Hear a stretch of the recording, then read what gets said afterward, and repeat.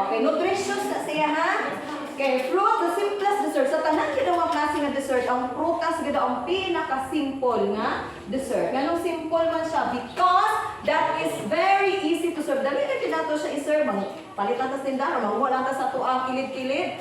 Ato lang hugasan, slice, kauno na dayon nato, no? So that is also one of the best. Nga one of the best man siya kay dali tag makuha nga nutrients. Mo na nga dapat gyud ta mo kaon og prutas. So that is the first type, the first classification of dessert. And you have the examples here.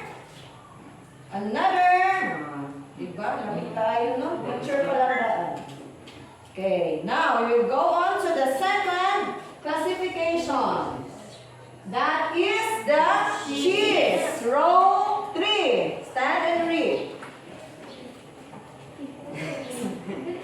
Cheese is an excellent dessert that is ready to serve. It is made in all parts of the world from a variety of milk from cows, goats, and sheep. Okay, cheese. Cheese is an excellent dessert. Ano excellent man siya?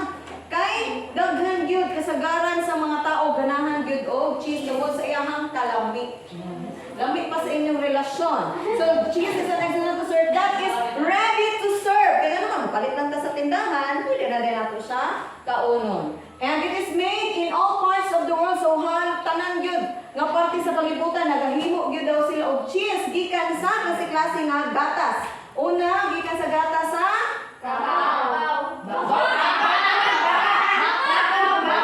mag-experiment pa masiguro ng cheese gikan sa kabaw. Kabaw, baka na ha? Tayo mo. Kay kadong ha? Kakita mo karnero. Picture.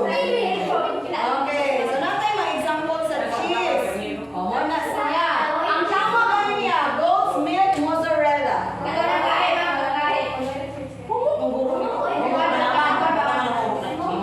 Basta kayo muna siya. Okay, the next one. Kana. Cheese milk.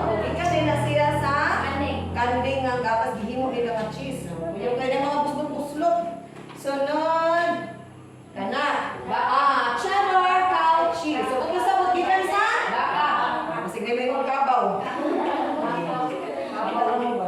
Okay, next.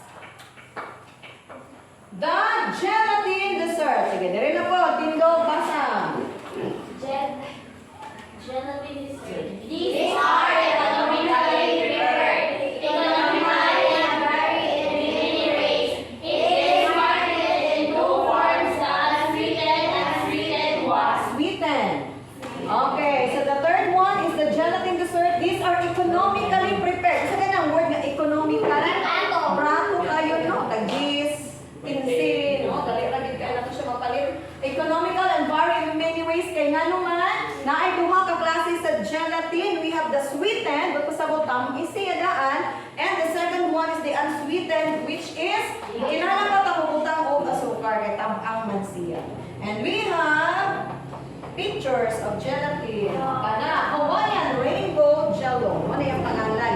Diba, ako kayo ng hour, no? Labi nagkaunod. Labi ka na ba?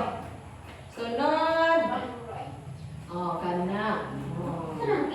Gelatin, bihapon na. Lahi o color. Diba? Depende na ganda sa inyong design. Sunod. Diba? Kaya mo ka, anak. Kamunting. Kaya kayo. So, don't say the leche. Bago kay pangalan eh.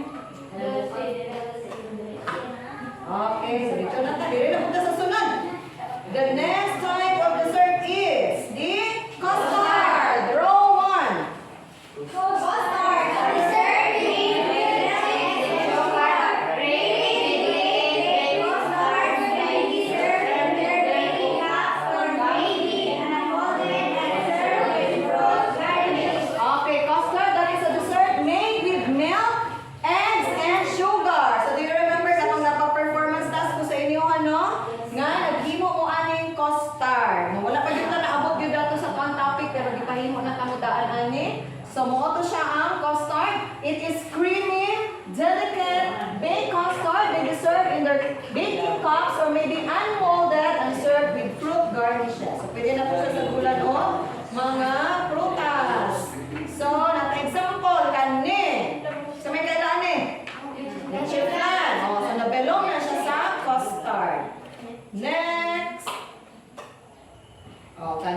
belong gyapon na siya sa custard na siya yung mga prutas. Kana. Di ba? Hindi kayo tanawon. Tanaw lang kita.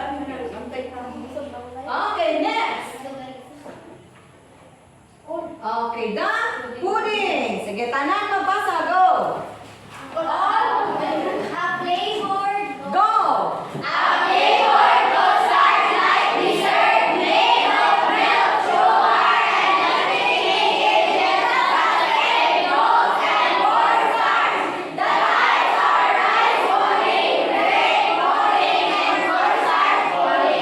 Okay, so pudding daw, a flavored custard-like dessert made of milk.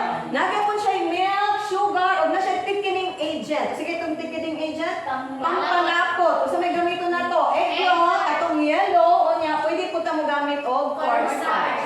So, napoy tayo sa mga pudding, na ay rice pudding, na apoy bread pudding, and cornstarch pudding. So, natin picture dire. Kani. Ano siya example sa cornstarch pudding? Healthy lemon cornstarch pudding. Ano po, no?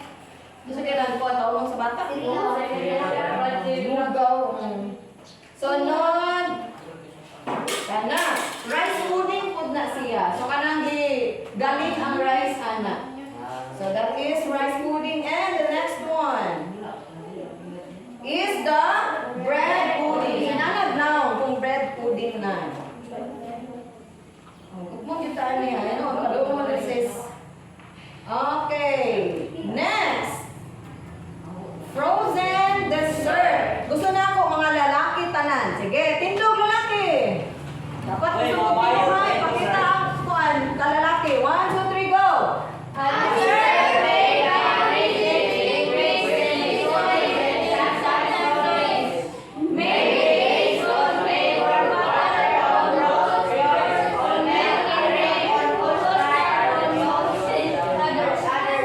Okay, so frozen dessert, katong mga lima butang sa freezer.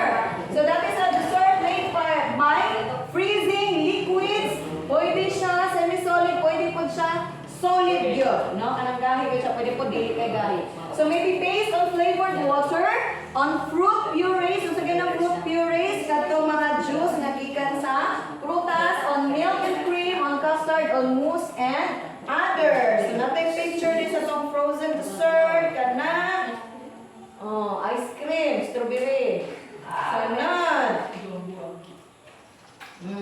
Ice cream. May tawag ka ni? Ice pop. Ay, ice cream, may ice pop. Kana. Ha? Ice cream na. Cake na siya. Sunod. Oh, mana to siya? Okay. So, how many classifications of desserts do we have? We have six. What is the first one? The second one? The third one? Okay, the fourth one? Fifth? Pudding. The sixth? We have eight frozen desserts. So we have six types of dessert. Okay, now the question. Of all the desserts, what do you like most and why? Sa tanan ng dessert, kung sa'y ganahan kayo mo, sige? Kinsay mo to ba? Wala man to kabuok. Sige to kiss. Sige ko na, ma'am. Kuya natin sa akin. Cheers. Why?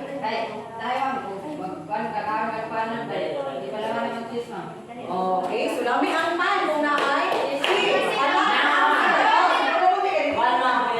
Fruit, why? Dali na siya i-prepare mamo, dali na po siya pangitahan. Dali na mamo, palit mo ang bumita sa akin. Kita ko niya prutas dali na siya makakita din bini mo daw niya. Okay, next.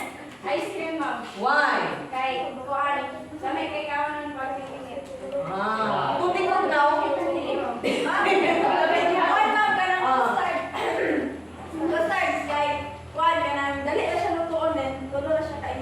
Okay, na lamig ko siya. Okay, another